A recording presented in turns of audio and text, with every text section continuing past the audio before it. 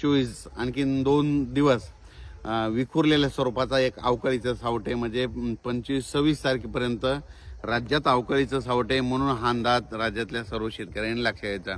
त्याच्यानंतर राज्यामध्ये 27 तारखेपासून राज्यात परत उन्हाचा पारा वाढत जाणार आहे. उन्हाचा पारा वाढत जाणार आहे, उष्णतेची लाट येणार आहे, म्हणून हा अंदाज लक्षात घ्यायचा. मग सांगायचं झालं तर ही लाट मग उष्णतेची पूर्व विदर्भ, पश्चिम विदर्भ, दक्षिण महाराष्ट्र, उत्तर महाराष्ट्र, कोकणपट्टी, खानदेश सगळीकडं म्हणजे मात्र 26 तारखेच्या नंतर 27 तारखेपासून चांगलं उन्हाचा पारा वाढणार आहे, म्हणून हा अंदाज सर्व शेतकऱ्यांनी लक्षात घ्यायचा. मग राज्यातल्या सर्व शेतकऱ्यांना सांगू इच्छितो, मराठवाड्यातल्या देखील शेतकऱ्यांना सांगू इच्छितो की मराठवाड्यामध्ये परभणी जिल्हा झालं, नांदेड जिल्हा झालं, लातूर जिल्हा झालं, बीड जिल्हा झालं, धाराशिव जिल्हा झालं, लातूर जिल्हा झालं, संभाजीनगर, जालना जिल्हा, हिंगोली जिल्हा, नांदेड जिल्हा. तर ते शेतकऱ्याला सांगू इच्छितो की आणखी 3 दिवस म्हणजे आज 22, 23 आणि 24च्या दरम्यान फक्त विखुरलेल्या स्वरूपाचा तुरळक ठिकाणी अवकाळी पावसाचा सावट आहे, म्हणून हा अंदाज मराठवाड्यातल्या शेतकऱ्यांना लक्षात द्यायचा.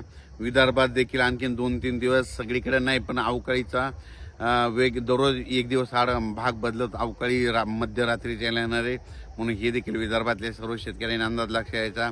त्याच्यानंतर उत्तर महाराष्ट्रातल्या शेतकऱ्याला सांगू इच्छितो की आज 22, उद्या 23, 24, 25 पर्यंत उत्तर महाराष्ट्राकडे समजा इकडं पुणे जिल्हा झालं, समजा अहिल्यानगर जिल्हा झालं, नाशिक जिल्हा झालं, जळगाव जिल्हा झालं, धुळे जिल्हा झालं, ह्या पट्ट्यामध्ये संभाजीनगर पट्ट्यामध्ये आणखीन 3 दिवस वातावरण खराब राहील. म्हणजे सर्वदूर पडणार नाही, फक्त अवकाळीचं सावट राहील, म्हणून आणखी 2-3 दिवस अवकाळी राहणार आहे.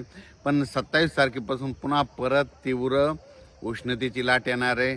काही ठिकाणी 44°, 42°, 40°, 38°पर्यंत 44 आणि काही ठिकाणी 45-46 देखील पारा 1 मेच्या दरम्यान जाणार आहे, म्हणून हे देखील लक्षात येतं. मेच्या पहिल्या आठवड्यात हवामान तीव्र उष्णतेची लाट राहणार आहे, म्हणून हे देखील अंदाज सर्व शेतकऱ्यांनी लक्षात द्यायचा. म्हणजे 1 मे पासून परत राज्यात चांगली उष्णता वाढणार आहे, म्हणून हे देखील सर्व शेतकऱ्यांनी लक्षात द्यायचं. आता 26 तारखेच्या नंतर देखील उष्णतेची लाट येणार आहे, म्हणून ज्यांच्या हळदी असेल, कांदे असेल तर तुम्ही काढू शकता, हळदी शिजवू शकता, वाळू घालू शकता, कारण की 26 तारखेपर्यंतच राज्यात अवकाळीचं सावट आहे. हे काही सर्वदूर नाही, विखुरलेल्या स्वरूपाचं आहे, 1 दिवस आड 2 दिवस आड येत राहणार आहे, म्हणून हा अंदाज राज्यातल्या सर्व शेतकऱ्यांना लक्षात द्यायचा. तसेच इकडं धाराशिव जिल्हा झालं, लातूर जिल्हा झालं, त्याच्यानंतर कोल्हापूर जिल्हा झालं, त्याच्यानंतर सातारा जिल्हा झाला. आज देखील सातारा जिल्ह्यात खूप पाऊस गारपीट झाली, तर सातारा जिल्हा झालं, पुणे जिल्हा झालं, 2 तालुका झालं, त्याच्यानंतर अहिल्यानगर, त्याच्यानंतर नाशिक, येवला ह्या पट्ट्यामध्ये आणखीन जवळपास 3 दिवस वातावरण थोडं खराबच राहणार आहे, म्हणून हे अंदाज लक्षात यायचा. राज्यात मग 27 तारखेपासून राज्यात परत हवामान कोरडं होणार आहे, उष्णतेची लाट येत राहणार आहे, म्हणून हा अंदाज लक्षात घ्यायचा. उष्णतेपासून लहान मुलाची, वयोवृद्धाची आणि आपल्या पाळीव प्राण्यांची काळजी घ्यावी, म्हणून हे देखील या व्हिडिओमध्ये सांगतो. 1 मेच्या पहिल्या आठवड्यात चांगली उष्णतेची तीव्र लाट राहणार आहे, म्हणून हे देखील लक्षात घ्यायचं.